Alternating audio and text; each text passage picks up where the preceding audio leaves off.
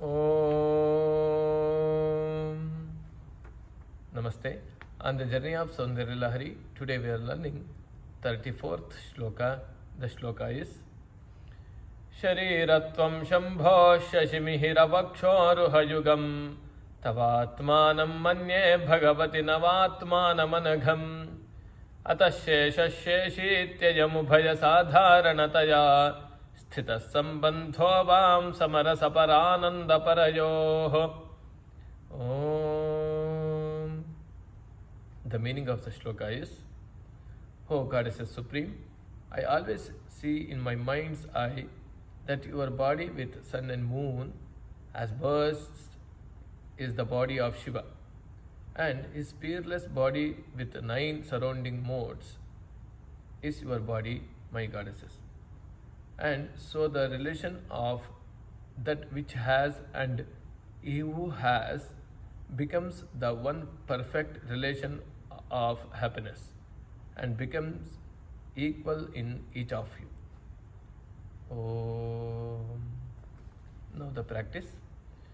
Shariratvam Shambho Shashimihiravakshorhayugam Tavatmanam Manye Bhagavati Navatmanamanagham Atasheshasheshityayamubhaya sadharanataya Sthita sambandho vam samarasaparanandaparayoh. Om. Shariratvam Shambho Shashimihiravakshorhayugam Tavatmanam Manye Bhagavati Navatmanamanagham Atasheshasheshityayamubhaya sadharanataya Sthita sambandho vam samarasaparanandaparayoh.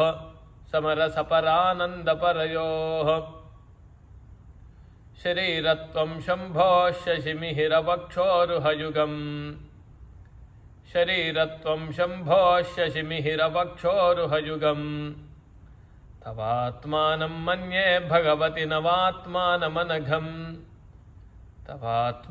Manye Bhagavati Navatmanamanagham Atasheshasheshityayamubhaya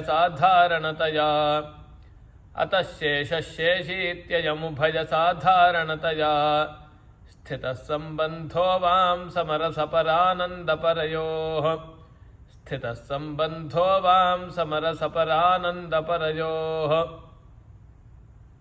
Shariratvam Shambho Shashimihiravakshorhayugam Tavatmanam Manye Bhagavati Navatmanamanagham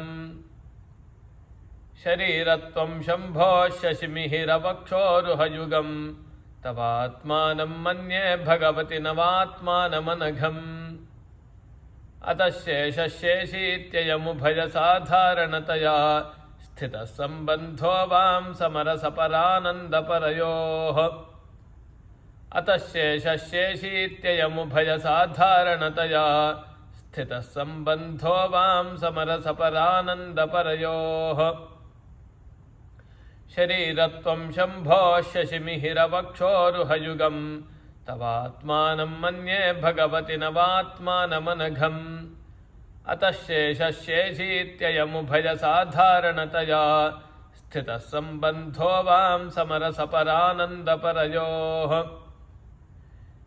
Shariratvam Shambho Shashimihiravakshorhayugam Tavatmanam Manye Bhagavati Navatmanamanagham Atasheshasheshityayamubhaya sadharanataya Sthita sambandho vam samarasaparanandaparayoh. Om.